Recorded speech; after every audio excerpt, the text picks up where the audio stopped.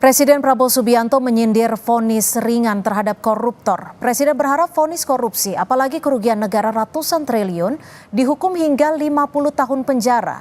Bagaimana mewujudkan vonis yang lebih berat kepada koruptor? Kita akan bahas bersama Menteri Koordinator Politik Hukum dan Keamanan periode 2019-2024 Mahfud MD.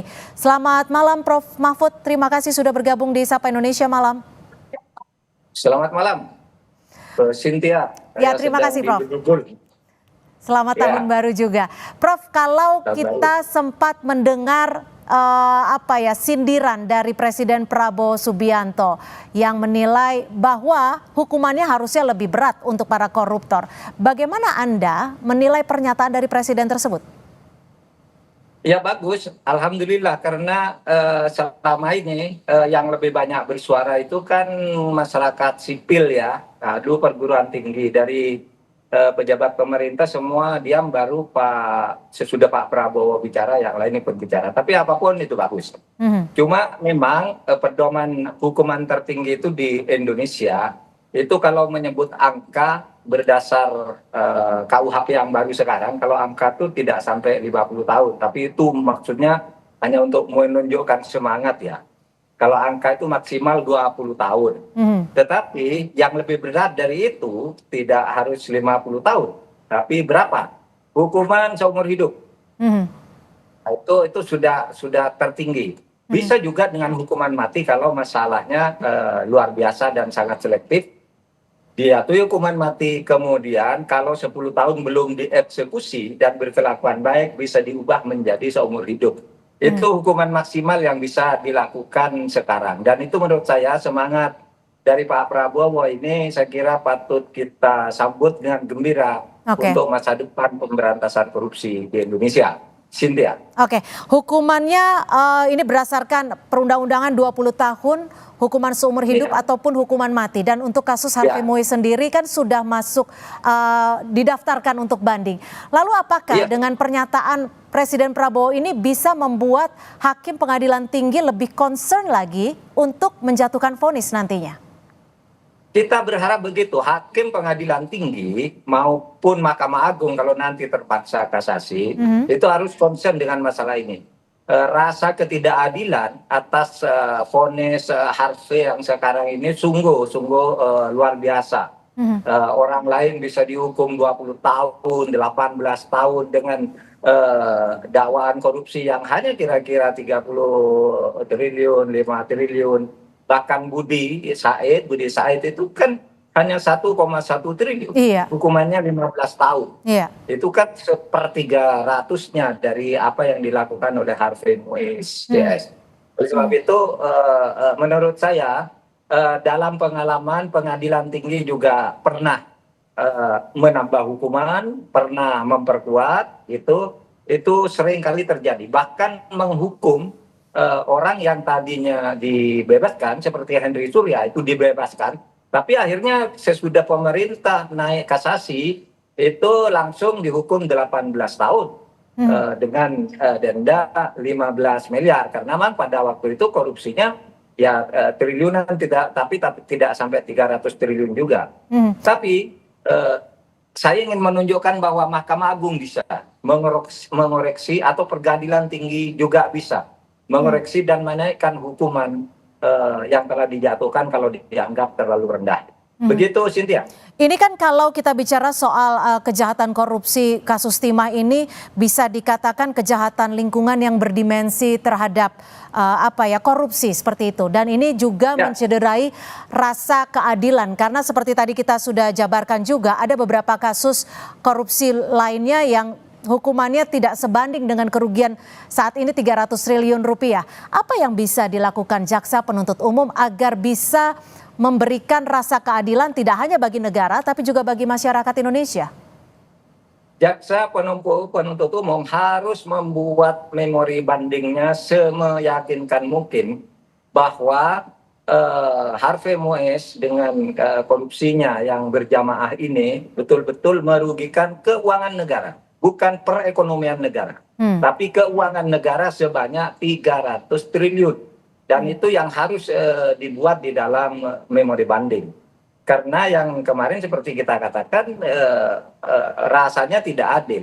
Memang kita tidak boleh mengintervensi hakim. Betul. Hakim itu independen dan boleh punya keyakinan untuk memutus. Tapi supaya diingat bahwa orang yang dipuji-puji seperti yang kasus Tanur di Surabaya itu kan ketika memutus bebas, mula-mula orang mengatakan bahwa hakim yang memutus itu adalah seorang nasionalis, seorang yang sangat bagus, pantas mendapat penghargaan, kan dibela begitu oleh sesama hakim, terutama oleh atasannya. Ternyata dia korupsi, ternyata menerima suap dan ditangkap. Dan sekarang mulai terurai di mana saja dia menerima dan di mana saja dia menyimpan uang dan di mana membagi. Belum lagi Gesarov Tanur. Nah itu oleh sebab itu bagi saya harapan bisa diberikan ke Pengadilan Tinggi dan Mahkamah Agung agar seruan Pak Prabowo atau sikap dan sindiran Presiden Prabowo itu supaya betul-betul menyentuh rasa keadilan. Jangan menyakiti hati masyarakat dengan korupsi yang begitu besar, lalu hakimnya juga hanya tertawa-tertawa ketika Harvey Mois divonis lalu saling berpelukan. Hakimnya hanya tertawa-tertawa, tidak menunjukkan rasa simpati kepada rakyat, tidak menunjukkan wajah serius. Ketiga hakim malah tertawa-tertawa ikut menyemangati Harvey Mois yang berpelukan dengan Sandra Dewi. Nah itu sungguh tidak etis sama sekali. Prof, itu. Tapi gini, kalau dilihat dari tuntutan jaksa sendiri sebenarnya kan hanya 12 tahun hukuman penjara.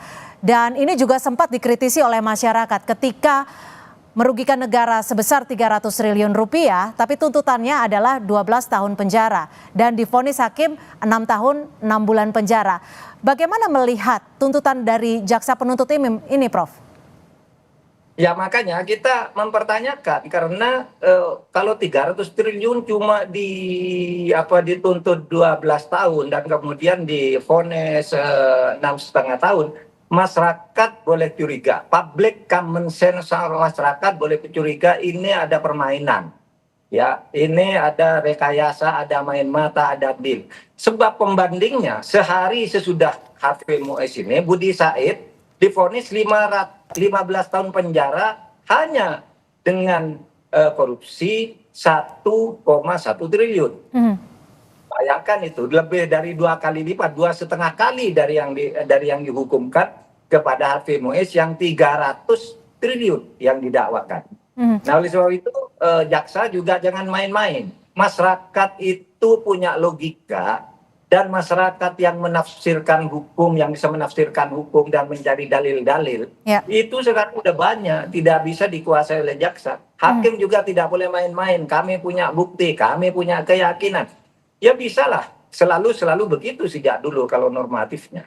Oleh sebab itu saya berharaplah sindiran Pak Prabowo ini bisa menjadi pendorong bagi kita semua, bagi bangsa Indonesia untuk melawan korupsi sebesar-besarnya. Saya Oke.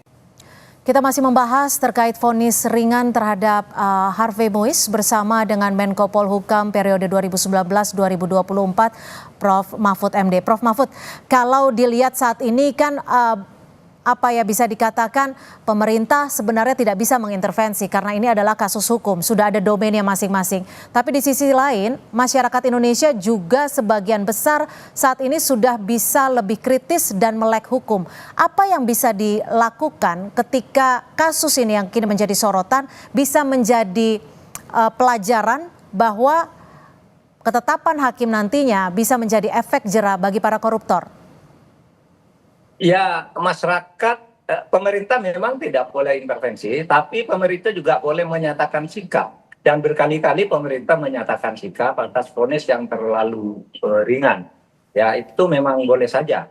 Caranya gimana? Ya bisa naik banding, kemudian masyarakat juga bisa mengawasi melalui logika-logika yang dibangun sehingga menimbulkan public common sense yang tidak bisa ditolak. Itu saja caranya. Dan oleh sebab itu hakimnya kita awasi, jaksanya juga kita awasi bersama-sama lah.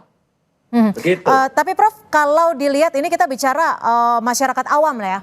Ketika jaksa penuntut umum menuntut 12 tahun penjara, tapi sindiran yang disampaikan oleh Presiden kalau bisa seberatnya atau 50 tahun. Apakah nanti divonis baik itu mungkin banding atau kasasi bisa lebih dari 12 tahun? Bisa, di dalam banyak kasus bisa gitu. terutama dulu zaman Mahkamah Agung di Artijo Alkostar Betul. banyak sekali yang dinaikkan. Hmm. Kemudian di zaman periode Pak Jokowi yang kedua 1924 banyak kasus juga yang naik itu, yang dinaikkan oleh hakim tinggi karena dianggap tuntutan jaksanya tidak logis. Yang penting ada di rentang maksimal. Jadi maksimal hukuman yang disebutkan dengan angka itu 20 tahun maksimal. Kalau huruf namanya hukuman mati atau hukuman seumur hidup. Mati atau seumur hidup itu huruf. Ya. Cuma mati itu sangat selektif dan 10 tahun tidak dieksekusi dan dalam keadaan berkelakuan baik itu bisa diubah menjadi hukuman seumur hidup. Tidak bisa berubah ke hukuman angka. Yang menjadi sorotan masyarakat juga adalah sempat ada dua pemikiran ketika bahas soal kerugian negara 300 triliun. Ada juga yang menyatakan bahwa itu kerugian yang bisa saja terjadi di negara Indonesia ketika kasus ini mencuat. Bagaimana Prof Mahfud melihat ini? Iya, yang waktu itu jadi perdebatan kan, apakah ini kerugian keuangan negara atau kerugian perekonomian negara. Kalau kerugian perekonomian negara itu biasanya tidak konkret tetapi berdasar perhitungan rasional. Seandainya tidak terjadi ini, negara akan punya ini jumlahnya misalnya sekian triliun. Tetapi kalau kerugian keuangan negara itu konkret angkanya, bisa dihitung dari APBN atau bisa dihitung dari produksi real yang ditransaksikan dan dihasilkan. Nah, kasus ini menurut Jampitsus Febri Ardiansah pada ketika orang mempersoalkan bahwa ini hanya perhitungan spekulatif atau asumsi gitu atau potensi, Febri Ardiansah waktu itu jelas mengatakan kepada publik ini bukan kerugian perekonomian tapi kerugian keuangan. Artinya uang itu konkret 300, waktu itu disebutnya 371 triliun. Iya. Tetapi sesudah masuk ke dakwaan itu menjadi 300 triliun. Tidak berubah 300 triliun itu. Nah, oleh sebab itu kalau bicara angka saya kira sudah ada hitungannya yang konkret. Mencuri dari mana, memproduksinya dari mana, diekspor kemana, uangnya kemana. Saya kira sudah hitungannya konkret yang dilakukan oleh Jampitsus pada waktu itu. Meskipun pada hari-hari ini saya tidak mendengar Jampitsus berkomentar tentang perbedaan angka itu. Padahal dulu dia yang paling gencar mengatakan ini. Tapi itu urusan lain karena sudah masuk di ranah pengadilan. Prof, kalau memang kita kan di era pemerintahan yang baru ini menjanjikan agar berkomitmen untuk memberantas korupsi di Indonesia. Apakah melalui kasus ini bisa menjadi ajang agar tidak hanya penegak hukum tapi juga pemerintah bisa serius untuk menangani koruptor, khususnya mungkin di kejahatan tambang? Iya, betul. Kejahatan tambang itu supaya betul-betul pemerintah menindaklanjuti sindiran Pak Prabowo ini atau semangat Pak Prabowo ya ini disampaikan melalui sindiran supaya ditindaklanjuti karena sebenarnya sudah banyak kesimpulan dan berkali-kali bahwa masalah kita itu korupsi dan backing-backingan di dunia pertambangan. Saya pernah mengutip pengumuman resmi pidato resmi Abraham Samad pada tahun 2012. Seandainya dunia pertambangan ini dibersihkan dari korupsi, khusus dari pertambangan aja, setiap kepala rakyat Indonesia itu bisa mendapat 20 juta rupiah per bulan gratis. Dari pertambangan saja. Itu perhitungannya pada waktu itu sudah disebutkan ya oleh Abraham Samad. Sehingga waktu itu saya umumkan orang kaget. Tapi itu masih ada jejak digitalnya. Abraham Samad mengatakan itu di kampus UI dan di berbagai kesempatan lain gitu. Jadi masalah pertambangan lah supaya betul-betul ditangani sesudah ini. Oke, Prof, terakhir, kalau kita melihat pesan Presiden Prabowo Subianto sangatlah jelas bahwa koruptor harus ditangani dengan matang ataupun dengan hukuman yang seberat-beratnya, bisa dikatakan seperti itu. Apakah pesan melalui kepala negara ini bisa menjadi dampak positif bagi penegak hukum khususnya untuk menangani kasus-kasus koruptor dengan kerugian negara yang cukup besar? Ya, pasti akan mempunyai dampak positif kalau kemudian Pak Prabowo betul-betul mengendalikan ini bukan setelah dilempar lalu dibiarkan gitu, tapi betul-betul dikendalikan. Dan memang untuk mengendalikan itu tidak sulit kok. Gimana cara mengendalikannya, Prof? Enggak, kalau presiden tuh mengendalikan hanya dengan mengingat apa yang dikatakan lalu ditanyakan setiap saat kepada para pelaksananya di tingkat eksekutif, lalu masyarakat didorong untuk mengawasi juga pelaksanaannya. Gitu. Jadi pengawasan yang lebih spesifik. Terima kasih Prof. Mahfud. Sedikit. Satu Silakan, kalimat Prof. lagi. Yang Silakan. saya katakan tadi bahwa kalau dari dunia pertambangan itu dibersihkan, masyarakat bisa mendapat gaji atau mendapat uang gratis 20 juta rupiah per bulan. Itu adalah pernyataan Abraham Samad selaku Ketua KPK saat itu, dan dia mengundang para ahli dari berbagai negara untuk menghitung potensi kerugian pada waktu itu. Jadi itu bukan spekulasi, tapi pejabat resmi yang bertugas menghitung tentang kerugian itu. Sempat sudah ada hitung-hitungannya. Terima kasih Prof. Mahfud sudah berbagi perspektif di Sapa Indonesia Malam. Selamat malam Prof.